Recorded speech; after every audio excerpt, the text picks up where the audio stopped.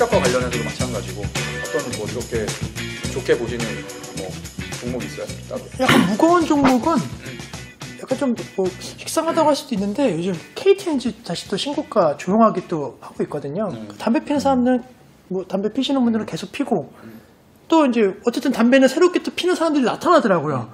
어린 층에서 이제 그러니까 신규 및 안정적인 수요처가 있고 신규가 계속 나오고 뭐 예전에는 뭐 인삼이다 뭐 이런 물론 테마도 있었지만 이제 본연의 그런 사업 가치에 대한 부분 그다음에 세금에 대한 부분이 늘어나면서 어쨌든 수익성이 좋아지는 게 이제 확인이 되니까 배당 종목으로서는 KTNG가 아무래도 연말에는 KTNG 네. 차트도 좋죠. 네, 담배 그리고 우리가 지난주에 이제 그 IR을 해서 실적 네네. 발표장에 다녀왔는데 뭐 담배 쪽 사업도 마찬가지지만 뭐 인삼이라던가 이런 쪽 사업분들의 뭐 이익이라던가 이런 성장이 좀 나타나서 사실은 보이지 않는 그것도 중국 관련주거든. 그러니까 중국 사람들 오면 남산 밑에 그 정관장 파는데 와가지고 막 인삼 줄 서가지고 막 사가고 했던 것처럼 이제 그런 부분들도 좀 있고 아마 또 3분기 때는 추석 연휴 그 선물 시즌이 또 있어서 이제 그런 부분들도 어느 정도 매출에 반영됐던 부분들이 좀 있지 않았을까. 그리고 뭐 우리가 생각하는 이제 고령화 사회 수혜주 하면 뭐 제약이나 바이오, 신약 개발 뭐 이런 얘기하지만. 건강하게 살려면 정관장 이런 거 뜯어 먹어야 되거든요. 홍삼 하나씩 먹어줘야 되고. 매일 아침마다 먹어 내가. 그러니까. 아니 담배 피면서 그걸 먹으면 그럼 KTNG에 유일하게 팔아주는 게 내가 정관장이야. 담배는 담배도 피고. 담배는 나 근데 브리티시 더 받고. 뭐 아무튼 KTNG도 뭐 나쁘진 않은 것 같아. 일단은 그것도 있고 뭐 한전도 사실은 되게 한국전력. 지금 사상 최대 실적을 낼 거라고 좀 예상을 하고 있고.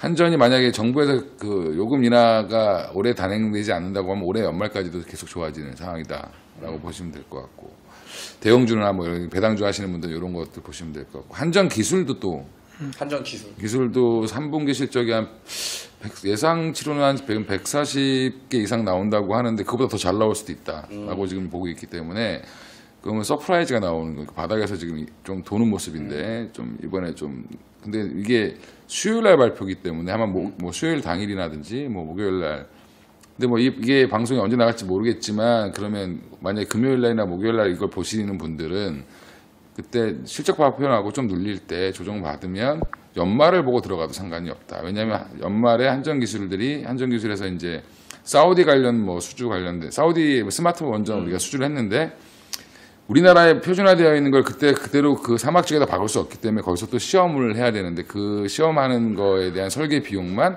한 800억 좀 이렇게 뭐 얘기가 나오거든요. 그런 게 한전기술에 또 꽂힐 수 있는 그런 그리고 또 한전기술이 계속 지금 원전 관련된 이슈라든지 예전에 가나 때문에 안 좋았던 이슈들이 좀 해소가 되면서 제가 볼 때는 한전기술은 연말까지 봐도 좀 나쁘지 않죠. 사실 한전기술 같은 경우에는 뭐 오버행 이슈도 좀 있었고 그래서 시장에서 한전 KPS는 잘 가고 한전 기술은 완전 버림받아가지고 막 바닥까지 막 질질질질 흘러내렸었는데 최근 들어서 보면 이제 바닥에서 좀 돌리는 모습들이 이제 보여지더라고요. 근데 그게 이제 실적까지 맞물려지면 사실 이제 좀 중기적인 대바닥을 확인하고 이제 올라갈 수 있는 거라서 최근에 이제 그 얘기하셨던 보통 때 얘기하셨던 종목군들하고 좀 다른 케이스죠. 그렇죠. 다른 케이스. 다른 거는 이제 보통 이제 야간 개장에서 이제 말씀해 주시는 종목들은 좀 이렇게 핫하게 올라가고 있는.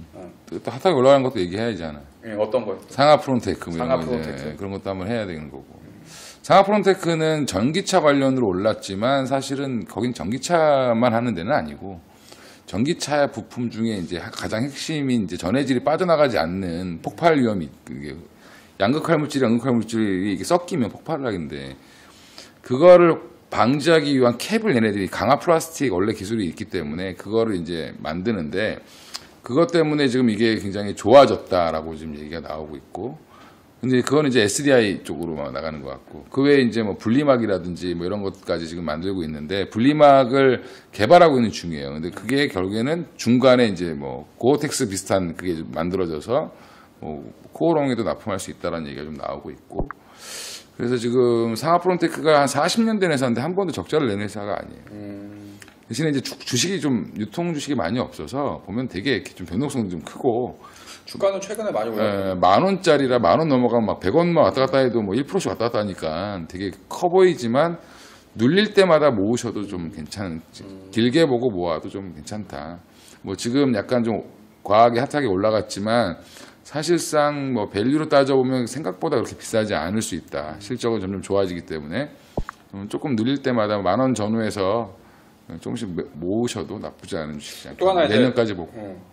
오늘 이제 그 보니까 이제 이런 생각이 들었어요. 그러니까 기관 투자자들도 마찬가지고 이제 전문적으로 이제 리서치를 하는 사람들이 좀 그러니까 소외를 시켰거나 혹은 이제 관심이 아무래도 좀 주가가 잘 나가고 성장성이 뛰어난 종목군들 쪽으로 많이 이제 가게 돼 있지 않아요. 특히 이제 우리나라 기관 투자자들 같은 경우는 그런데 오늘 이제 서울반도체 이제 실적 발표한 걸 내용을 보니까 실적이 엄청 잘 나왔더라고요. 그러니까 올해 예상했었던 게 뭐 대략 한 300개 정도, 300억 정도라고 하면 지금 3분기 때 나왔던 게 한 230억, 40억 정도 나왔어요.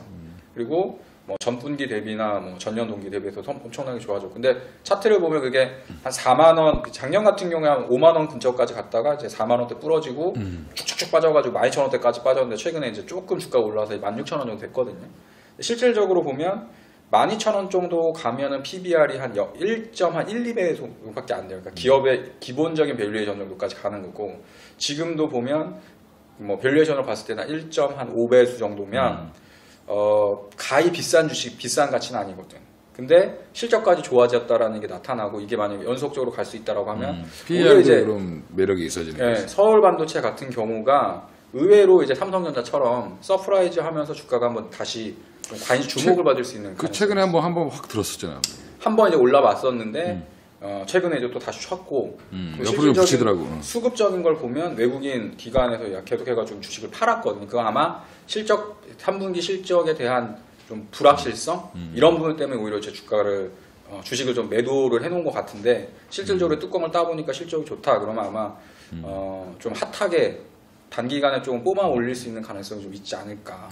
그래서 그리고 이제 좀 시장의 트렌드에 좀 맞게 가야 된다라고 생각을 하는 게, 지금 장은 제가 볼 때는 개인 투자자들이 어떻게 보면 좀, 그러니까 개인 투자자 중에서도 좀 이렇게 주식을 많이 안 하셨던 분들이 수익 내기가 조금 더 용이할 수 있어. 왜냐하면 뭐 형님도 마찬가지고 심 대표도 마찬가지겠지만, 주식을 하다 보면 우리가 항상 머릿속에서 리스크라는 걸 생각을 하잖아요. 그러니까 주가가 떨어졌을 때 어떤 식으로 대응을 할 것이냐, 뭐 물타기를 할 거냐, 아니면 버틸 거냐, 아니면 손절할 거냐, 뭐 이런 그 스탠스를 가져가는데, 오히려 지금 장은 그냥 가면 가는 대로 이렇게 유연하게 그냥 시세에 묻어가야 되는 게 좀 잘 먹히는 장이더라고. 그러니까 오히려 뭐 가치나 밸류에이션, 그 다음에 주가가 하락을 했을 때 그 다음에 대한 어떤 전략이라던가 이런 걸 생각하면 올라가는 주식을 무서워서 잘 못 사게 돼.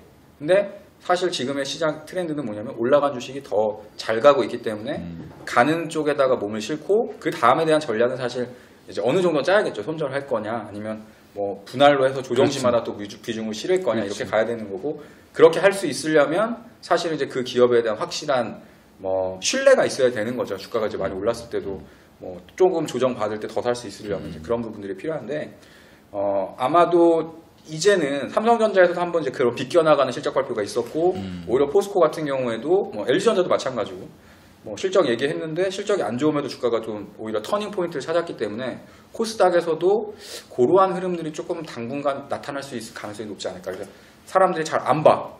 얘네는 실적 안 좋을 거야, 그냥 버려놨어. 실적 좋은 거 막 쫓아다녔는데 이미 주가 많이 올라갔고, 그래서 오히려 실적 발표할 때마다 좀 실적이 개선되는 종목들이 있으면 걔네들이 한 번씩 시세다운 시세를 한 번씩 만들어내지 않을까. 대표적으로 요즘에 엔터 종목군도 좀 움직이고 있거든요.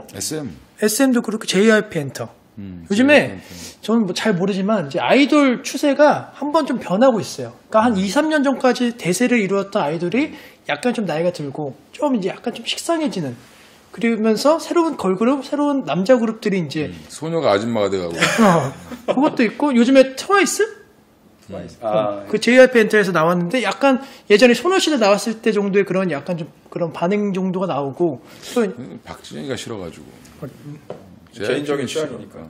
그리고 어쨌든 여자 솔로 가수 중에 원탑이라고 할 수 있는 아이유가 이제 어쨌든 여러 살이 나왔고, 그러면서 새로운 제2의 아이유를 찾으려고 하는 그 매스컴들이 엄청 많아지고 있어요. 그러니까 이제 그런 식으로 좀 이슈화가 되면 다시 한번 그런 뭐 제2의 아이유는 누가 될 것 같아? 모르겠어. 아직 몰라. 아직 안 나왔어? 안 나온 것 같은데. 하여튼 뭐 그런, 그러니까 엔터 산업은 그렇게 찾아가는 과정 속에서. 근데 그 전에 차장님이 나한테 되게 많이 얘기했던 게 YG엔터였거든. 근데 YG엔터는 두드려 맞아가지고 주가가 좀 꺾여 있고.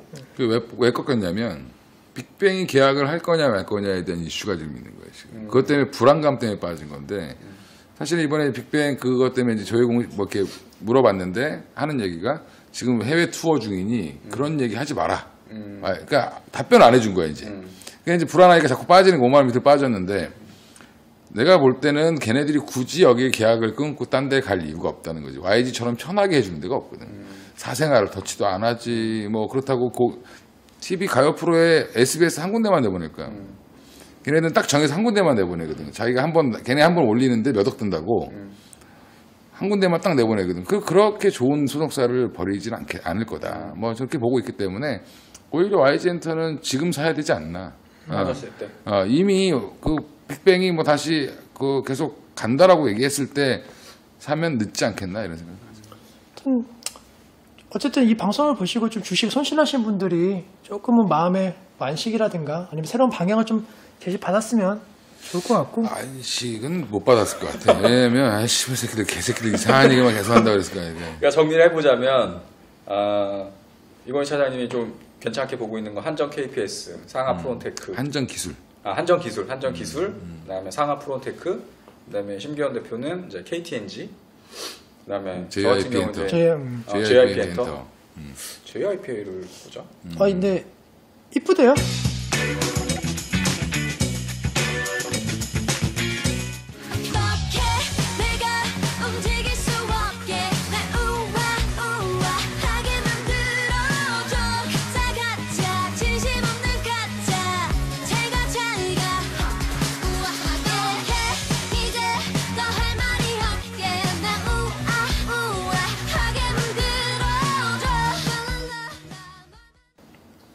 일단은 뭐 개인적인 취향이니까. 옛날에 소녀시대 소녀들 이뻐가지고 주식산 아저씨가 대박 났어. 똑같은 거지. 그렇죠. 그다음에 서울반도체를 뭐 얘기하는 건 아니에요. 서울반도체도 이번에는 좀 다른 분위기를 단기적으로 좀 만들어낼 가능성이 있어 보이고 그러한 뉴들이 좀 많이 나올 것 같아요. 그러니까 시장에서 진짜 막 컨센서스도 안 나오는 애들, 가이던스 예전에는 많이 했었는데 기관이나 뭐 이렇게 리포팅 잘 안 됐던 회사들이 오히려 좀 실적 잘 나오고 그때부터 오히려 집중적인 조명을 다시 한번 받을 수 있는 가능성이 애널리스트들이 많이 줄어가지고 이 커버 안 되는 종목들이 많아. 그러니까 많아요. 그러니까 오히려 이제 자기네가 잘 알고 있는 것들은 계속 이제 주식을 사는데 아직은 잘 모르면 쉽게 발이 안 가는 거거든. 그래서 오히려 이번에 이제 주가 빠졌을 때 기관들이 좀 많이 팔았던 종목들 그런 종목들도 거꾸로 이제 채워야 가야 되는 시점이 되지 않았나 저는 개인적으로 그렇게 봅니다. 하여튼 이 방송 보시고 한 달 뒤에는 소외되지 않으셨으면 좋겠네요, 다들. 아마 다음 달 되면 내가 핫할 거야. 그냥 메리 크리스마스 계속 해야지. 메리 크리스마스. 메리 크리스마스 때까지 좋아야 되는데. 즐거운 연말을 위해서 그러면 노력을 하시고 오늘은 여기까지 하도록 하겠습니다.